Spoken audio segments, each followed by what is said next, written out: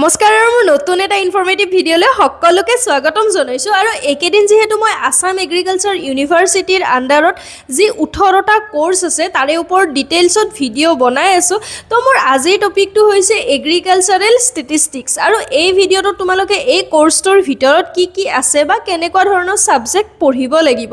in future গৈ কেনে job কেনেকুৱা পাবা তাৰ লগতে তোমাক এই কোৰ্সটো কৰিবৰ কাৰণে এলিজিবিলিটি ক্ৰাইটেৰিয়া কি লাগিব এই গুটেইবিলাকে গম পাবা সোয়া এই কোৰ্সটো তোমালোকৰ agricultural science and statistical method এই দুটা কম্বাইন কৰা হৈছে ইয়াতে ষ্টুডেণ্টক ট্ৰেইন কৰোৱা হয় ষ্টেটিষ্টিকেল মেথডেদি এগ্ৰিকালচাৰেল এক্সপেৰিমেন্টৰ পৰা ডাটা কালেক্ট কৰিবৰ কাৰণে যদি সাবজেক্টৰ কথা ক'ব যাও তেনেহলে ইয়াতে আছে statistical method basic statistical inference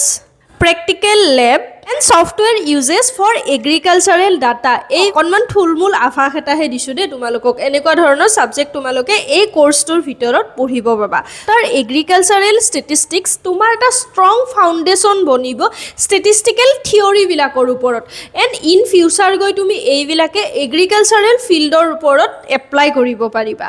এতিয়া আহিল জব অপৰচুনিটিৰ কথা তোমালোকে কেনেকুৱা জব পাবা ইয়াতে তোমালোকে অসম চৰকাৰৰ আন্ডাৰত কৃষি বিভাগত জব কৰিব পাৰা নেক্সট আছে director of economics and statistics আকৌ তোমালোকে এফচিআই জব কৰিব পাৰা ডিস্ট্ৰিক্ট এগ্ৰিকালচাৰেল অফিচাৰ আকৌ তুমি যদি পিএইচডি বা মাষ্টাৰ্ছ কৰিছা তেনেহলে আসাম এগ্ৰিকালচাৰ ইউনিভাৰ্চিটিত জবৰ কাৰণে এপ্লাই কৰিব পাৰা আকৌ তোমাৰ প্ৰাইভেট জবৰো বহুতখিনি অপৰচুনিটি আছে এক্সাম্পল ক'ব গ'লে ফুড প্ৰসেসিং কোম্পানী এতিয়া আহিল এই কোৰ্সটো কৰিবৰ কাৰণে তোমাক এলিজিবিলিটি ক্ৰাইটেৰিয়া কি লাগিব সো ফাৰ্স্ট কথা হল তোমাৰ 11 আৰু 12ত সায়েন্স স্ট্ৰীম থাকিবই লাগিব লগতে তুমি যদি আসাম এগ্ৰিকালচাৰ ইউনিভাৰ্চিটিৰ আন্ডাৰত এই কোৰ্সটো কৰিব বিচৰা তেওঁলোকৰ ফালৰ পৰা নিজাকৈ এটা এন্ট্ৰেন্স কন্ডাক্ট কৰে সিইটি কমন এন্ট্ৰেন্স টেষ্ট তো হেতু তোমালোকে দিব লাগিব আৰু তাৰ কাৰণে তোমালোকক ফিজিক্স কেমিষ্ট্ৰি বটানী বা মেথছ মানে এনে তোমাৰ এগ্ৰিকালচাৰ ইউনিভাৰ্চিটিৰ আন্ডাৰত যদি তুমি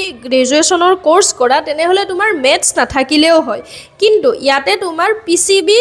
থাকিলে হ'ব আৰু পিসিবি নাথাকে যদি পিসিএম থাকিলেও মানে হ'ব এ নহক তোমাৰ এই পিসিবি বা পিসিএমত থিওৰি প্লাস প্ৰ্যাকটিক্যাল দুয়োটাতে তুমি পাস কৰিব লাগিব 12ত তেতিয়াহে তুমি এন্ট্ৰেন্সৰ কাৰণে এপ্লাই কৰিব পাৰিবা সো তোমালোকৰ সময় পাবা 2 ঘণ্টা আৰু যদি মাৰ্কৰ কথা কও তেনেহলে তোমাৰ প্ৰতিটো পাৰ্টৰ পৰাই মানে ফিজিক্স কেমিষ্ট্ৰি এনেকা প্ৰতিটো পাৰ্টৰ পৰাই তোমালোকৰ 40 কৈ মাৰ্কস থাকিব আকৌ সময় পাবা 2 ঘণ্টা তাতে তোমালোকৰ এই কোৱেশ্চন প্যাটাৰ্নৰ যদি মই কথা কও তেনেহলে এমসিকিউ হ'ব সো নেগেটিভ মাৰ্ক আছে সাৱধান হ'বা এই আসাম এগ্ৰিকালচাৰ ইউনিভাৰ্চিটিৰ আন্ডাৰত যদি তুমি এই কোৰ্সটো কৰা তেনেহলে ইয়াৰ কেম্পাস আছে বিশ্বনাথত সৰু এটা ইনফৰমেশন শেয়াৰ কৰিলো আই হোপ তোমালোকৰ ভিডিওটো চাই কেনে ইনফৰমেটিভ টাইপ লাগিল আৰু যদি ইনফৰমেটিভ টাইপ লাগে তেনেহলে প্লিজ লাইক এটা কৰি দিবা আৰু শেয়াৰো কৰি দিবা এনেকুৱা ধৰণৰ কোৰ্স যদি তোমাৰ জানিবৰ মন আছে তেনেহলে মোক কমেন্ট বক্সত জনাবা মই হেনেকুৱা কোৰ্স ৰিলেটেড ভিডিও দিবৰ কাৰণে চেষ্টা কৰিম লগতে তুমি যদি মোৰ চেনেলটোত নতুনকৈ আহিছা তেনেহলে চেনেলটো সাবস্ক্ৰাইব কৰি ওচৰত থকা বেল আইকনটো প্ৰেছ কৰি দিবা